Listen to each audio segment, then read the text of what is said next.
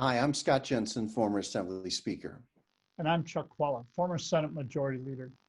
and we're the Insiders. This week, let's take a look at the reopening of the college campuses across Wisconsin, the UW system. After all sorts of preparation, they opened up at the UW system, and already they're having to shut down for in-person instruction. Chuck, did you find any of that to be surprising? Not really. You have to say that, the people who have gotten hit hardest in this coronavirus are the hospitality industry, those hotels, restaurants, et cetera. We don't think of them this way, but actually that's a lot of what universities do. They house people and they've got a heck of a problem. And then they have them in a class of 120. Yes, they had different protocols that they were going to use, but it's not going so well. But the good news is there's football. There's going to be Big Ten football starting at the end of October. And you know what? Yes, it's part of building camaraderie. There are some good things, but it's always about the Benjamins. And actually, the TV revenue for football is essential.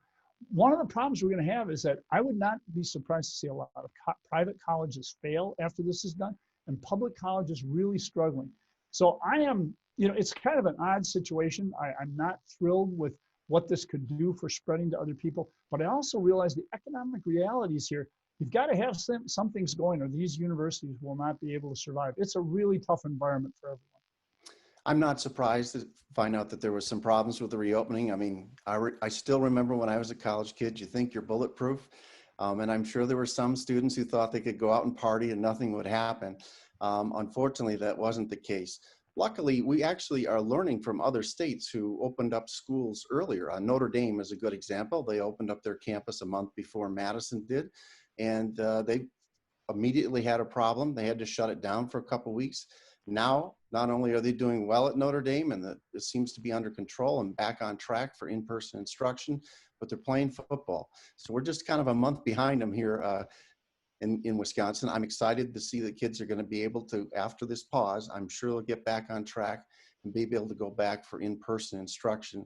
I've got a kid on one of these campuses who's really not happy that he's sitting in an apartment by himself taking all of his classes right now. But 2 weeks from now, or whenever they get this under control, I think we'll be back with in-person instruction, and even more important perhaps for some people, Big Ten football.